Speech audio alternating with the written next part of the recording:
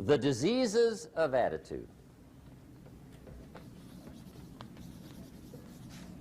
It's never that pleasant to talk about the negative, but we got to talk about it because life is part negative. These attitude diseases are like weeds that grow in the garden. It's a normal part of life. Here's a good phrase to note. Negative is normal. It's not successful, but it's normal. It's part of life. And here's the next key, in my opinion. You must learn to handle the negative. Don't ignore it. Handle it. Now, I know some people teach the other way. And listen to them, and listen to me, and then make up your own mind. Right? Don't be a follower. Be a student. But I say you got to handle the negative. You don't have to live in it. You don't have to dwell on it. But you do have to handle it, my opinion. I know some people teach, just turn your head real quick and say, there's no weeds, there's no weeds, there's no weeds. They'll take your garden. So you've got to handle the negative. Here's what part of it is. It's called the Great War Between Good and Evil. Mr. Reynolds and I are working on a new book this year called The Great War Between Good and Evil. And there is a war on. The minute you were born, you got involved in the war between good and evil, between darkness and light, between negative and positive, between evil and good, between tyranny and democracy, between weeds and human activity. I mean, the war is on. If democracy sleeps, guess who never sleeps? Tyranny. In the absence of light, guess what's automatic? Darkness. If good does not arouse itself and become active, guess what moves in? Evil. It's a war. A mental war, a physical war, a financial war, between enterprise and ease, between accomplishment and failure. It's a war. That's why there's an Old Testament phrase that gives the best advice for human activity when it says, 6 days labor, 1 day rest. Now, I'm sure we've taken that to mean, don't work all 7 days, take one off. Here's what it also means, only take one off. Or you're liable to lose the war. Now, we've got it down to 5 and 2, and maybe that's not too dangerous, I don't know. If God would have thought of 5 and 2, he might have made it 5 and 2, I don't know. You can't think of everything. But here's what it does mean. Enterprise is better than ease. If you rest too long, the jungle overtakes the village. Now here's the good news about the war between good and evil. Evil is no match for good, but good must be active. Weeds are no match for human activity, but if you stand still, how far in will they come? All the way. They'll grow right up around your shoes. But if you get busy, how far back can you take them? As far as you wish. They're no match, but you must be active. That's why the 6 and 1. Make sure you're not losing the war by taking off too much. Guess what the average years are after retirement? 6. 6. Which means don't retire. Your chances are too slim. Okay. The war between good and evil, the weeds. You got to make sure you recognize the negative, handle it, deal with it, and then go on.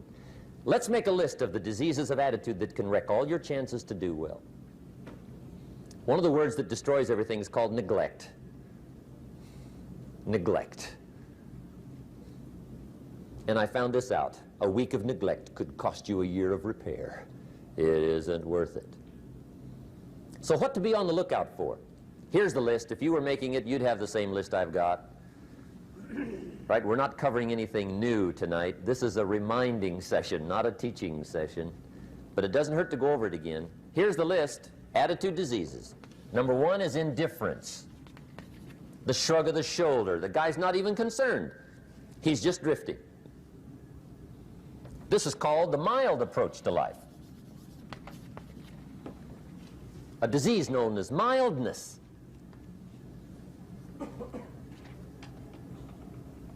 The guy says, well, I can't see getting all that worked up. Well, to be any kind of winner, you got to get worked up.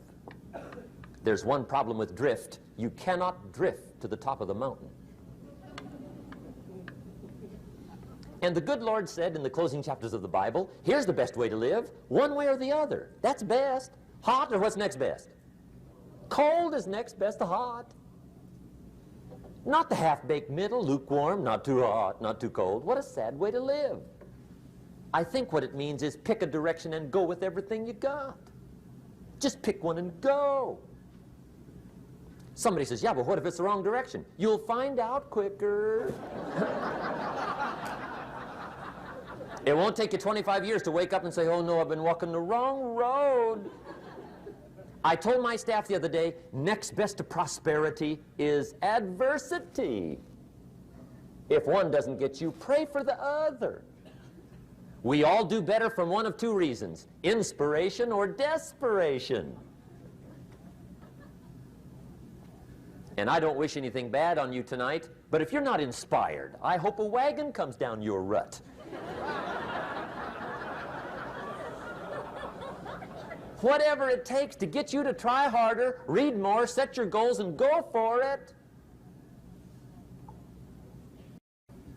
Somebody asked me one time, what quality would I pick if I wanted to work with somebody? And you know what I picked first? Number one, strong feeling. Please, number one, give me somebody that feels strong. About most anything, I don't even care. Just so they believe it. Even if they disagree with me. Wonderful. Just so they disagree vigorously. I'm not saying it's easy to win those kind of people to your point of view, but I'd rather do that than to try to resurrect people from the dead. Pump them up every month, pump them up, pump them up. I pass. The good Lord needs a leader for the early Christians. Remember the early days of the Christians? Not like today. If you were to stand up in the early days and say, I'm a Christian, cut off your head, toss you and your wife in jail, let you rot. I mean, those were ugly days. Being a Christian back then was not called socially acceptable. They didn't have 125,000 in the Los Angeles Coliseum to hear Billy Graham on a Sunday afternoon. Not back in those days. Back in those days when the Christians got in the Coliseum, it was a different story, right? I mean, the word was, stay out of the Coliseum, especially on Sunday. Last Sunday was Lions 33, Christians nothing. See, those were mean, tough struggle days for the Christians. Now, when the days are mean and tough and struggling, you got to have some kind of leader. Do you know who the good Lord picked for the leader when the days were mean and ugly? Saul. From Tarsus. That's who he picked, Saul. I'll tell you what, I would have picked him. You would have picked him. Anybody would have picked Saul. Saul was one of those incredible guys. Once he got into something, look out. Everybody in the community knew what Saul was in. Because whatever he joined, he'd flip all the switches, open up all the dials, turn on all the faucets, and go like mad. He was known as All-Out Saul. I mean, he was something else. Now, at first, it wasn't working out well. Saul hated Christians, which makes a poor leader, right? I mean, that won't work. Saul got this bug somewhere about the Christians. He got to hating Christians. And he hated them so bad, every time somebody would say Christian, he'd fly into a rage. And I guess he decided one day, it was his mission in life to get rid of all the Christians. He was Saul anyhow, could do most anything he wanted to. So he got him these letters of authority to go around to the various communities and hunt down the Christians. They said, do whatever you want to with them, Saul. They're unpopular anyhow. Drag them in the streets, whip them, stone them, torture them, kill them. You mention the name Saul from Tarsus to the early Christians. I'll tell you what they would do. They would run, hide, lock the doors, leave town, dive underground. I've been in the catacombs of Rome where they hid. He was mean. I mean, terribly mean. But remember the story? One day Saul's making it for Damascus. Heard about some new Christians, flies into a rage, takes off for Damascus. And the story said he was angry. There's a little sentence in the story that says, on his way to Damascus, he was breathing out threatenings and slaughter, which meant he felt rather strong about the idea, right? That's strong. That's strong. But on this journey, right, according to the story, as Saul was making his way to Damascus, the good Lord looks down out of heaven and says, there's my man, Saul. He's got to be something else. And according to the story, this great light shines out of heaven, knocks him flat, right off his horse, grinds his face in the dirt, and blinds him for 3 days. The good Lord using recruiting tools we can't use, but when you're Lord, right? To make a long story short, Saul from Tarsus becomes converted to Christianity. He becomes Paul, the great leader, the apostle. And without a doubt, the good Lord got him a dandy. One he didn't have to pump up every month. In one of his later writings, he said, the things I once hated, I now love. The things I once loved, I now hate. See, that's strong. Here's the key to the good life. Learn to put everything you've got into everything you do. Whatever you are doing, pour it on. It will quickly open up into opportunity or quickly disclose to you that you ought to be doing something else. The delusion is, if I had a better job, I'd really pour it on. See, that's delusion. Wherever you are, pour it on. Don't give somebody half a job for a day's pay. Pour it on. See, that'll help change your life. Get rid of this disease. Here's the next attitude disease, indecision. Mental paralysis. The guy can't make up his mind and it becomes a disease. Pretty soon he knows he's got it. The guy says, well, I know I'm on the fence. But he says, what if I get off on the wrong side? Listen, after a while it doesn't matter. Just get off. Any side will do. A life full of adventure is a life full of many decisions. The ones that turn out to be wrong give you better experience to make better decisions. So don't see how many decisions you can get out of, see how many you can get into. That's where the adventure is. So shake off this disease, indecision. The next one is doubt. Doubt's like a plague. And one of the worst is self-doubt. There are many, but that's one of the worst. The guy doubts himself. Doubts if it'll last that long for him. Doubts if he can do that well. Doubts if he can make that much. Doubts if he can accomplish all that. A chronic, excellent self-doubter. You can imagine what damage that does to your future. So here's the key. Turn this coin over and become a believer. And there's many things to believe in. One of the majors is yourself. The understanding of self-worth is the beginning of progress. Now, if those three don't get you, this one will. Worry. That's a devastating disease. Worry. Worry causes health problems, social problems, personal problems, family problems. It's devastating. Worry long enough, it'll drop you to your knees. Could reduce you to begging. I know how bad this one is. I used to have it bad. I used to be known as a super worrier. Not a super warrior. No, super worrier. My family wished I'd have been a warrior. I got those years to make up for. But I'll tell you what. My advice to you is do what I finally did on worry. Give it up. Who needs it? I'm not saying it's easy. I'm saying it's worth it. It took me almost 1 year to kick the worry habit, and it was not an easy year. It was one of the toughest years I ever spent, but I finally got that monkey off my back. And I discovered you could live the most incredible life free of worry. Not free of challenge, not free of difficulty, free of worry. I learned how to do it, and you can. Here's the next attitude disease. Over caution. Some people never will have much. They're too cautious. Now, you can also be too reckless, but you can also be too cautious. This is called the timid approach to life. And my caution was always the risk. Risk used to drive me right up the wall. I used to say, what if this happens? It's called the language of the poor. What if this happens? And on top of that, if this was to happen, look at the fix I'd be in. I'd better not try. I could always ace myself out. Then I'll tell you what changed my whole life when I finally discovered it's all risky. The minute you were born, it got risky. If you think trying is risky, wait till they hand you the bill for not trying. If you think investing is risky, wait till you get the tab for not investing. See, it's all risky. Getting married is risky. Having children is risky. Going into business is risky. Investing your money is risky. It's all risky. I'll tell you how risky life is. You're not going to get out alive. That's risky. The Englishman says, well, if that's the way it's going to work out, let's give it a go. Right, that's what it's for. Give it a go. Somebody says, yeah, but I'm looking for safety and security. Fine, then huddle in a corner.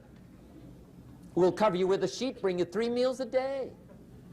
And we'll protect you, feed you, look after you, care for you. We won't let anything happen to you, and you'll probably live to be 100. The guy said, well, yeah, I'd live to be 100. But what a way to live. Right. What a way to live, safe and secure. Don't ask for security. Ask for adventure. Better to live 30 years full of adventure than 100 years safe in the corner. And see, it's not important how long you live. What's important is how you live. Here's the next attitude disease. We're almost through with this motley list. In fact, we're almost through. Hang on. The next one is pessimism.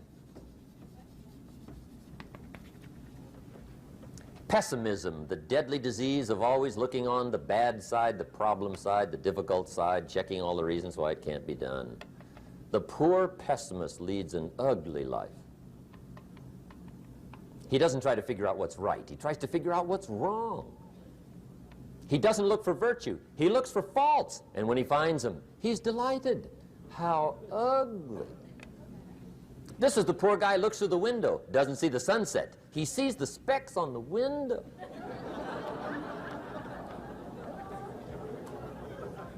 And this is the poor guy, right, who rushes up, takes such leave of his senses. This guy rushes up and he says, I've got 5 good reasons why it won't work. He's so dumb he doesn't know all he needs 1. He's got 5.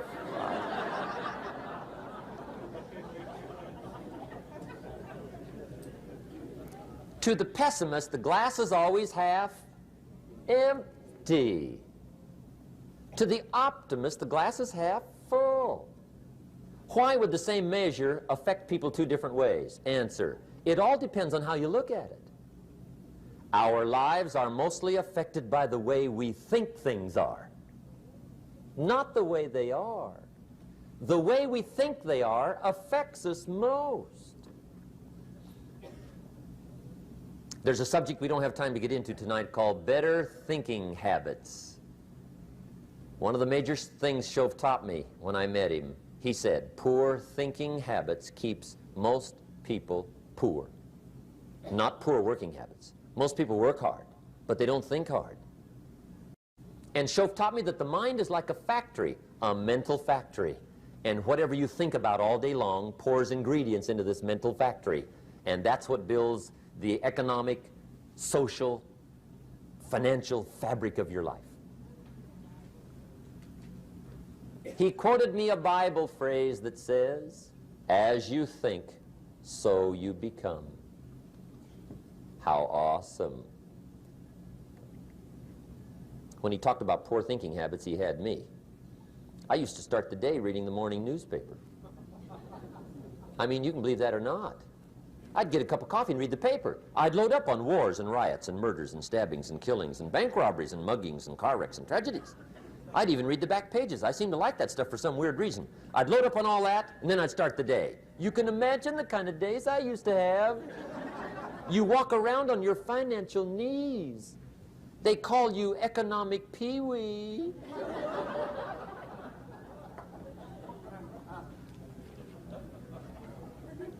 The guy says, I want to be a great leader.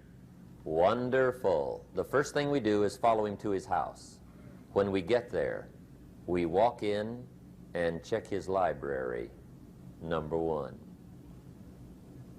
Somebody says, well, why check his library?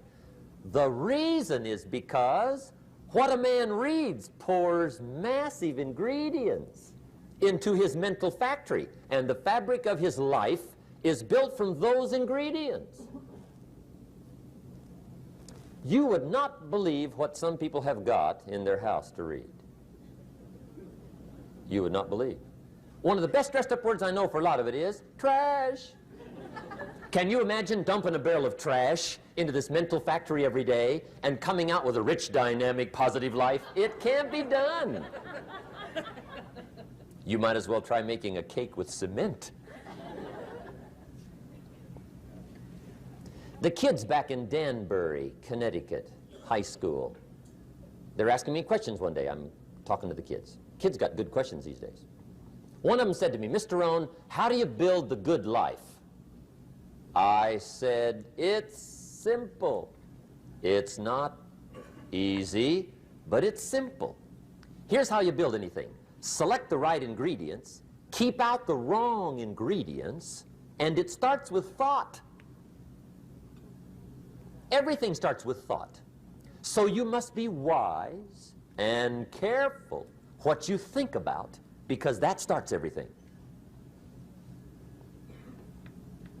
You got to be wise and careful. I asked the kids, what would happen if somebody dropped sugar in my coffee? They said, well, you'd be okay. I said, what if somebody dropped strychnine in my coffee? They said, well, you'd be dead. I said, correct. Lesson one, life is both sugar and strychnine. You gotta be careful. I said, what if my worst enemy drops in the sugar? They said, will you be okay? I said, what if my best friend, even by accident, drops in the strychnine? They said, well, you'd be dead. I said, correct. Lesson two, watch your coffee.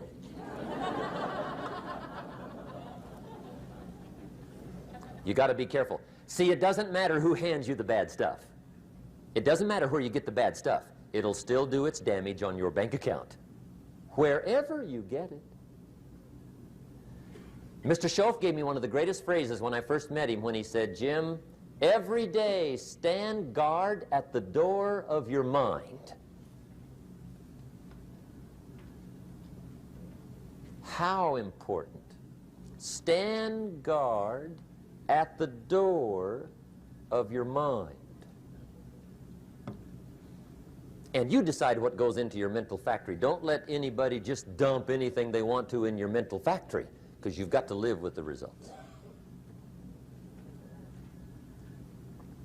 Okay, here's the last disease, and we're through with this list. In fact, we're almost through. Hang on. The last subject is very brief.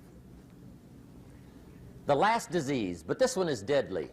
Engage in this one, indulge in it even slightly, and you might as well forget the future, because it's going to forget you. Complaining, crying, whining, griping, a Bible word called murmuring. See, that'll ace your future. Spend 5 minutes complaining, and you have wasted 5. And you may have begun what's known as economic cancer of the bone. Surely they will soon haul you off into a financial desert and there let you choke on the dust of your own regret. I hope I said that well, so you won't forget. It's a deadly disease. If you don't think it's bad, ask the children of Israel of Old Testament fame. Typical of us all, their story just happened to get in the book. Story says, children of Israel were slaves. God performed a series of dazzling miracles and got them out. And now they're heading for the promised land. Remember the story?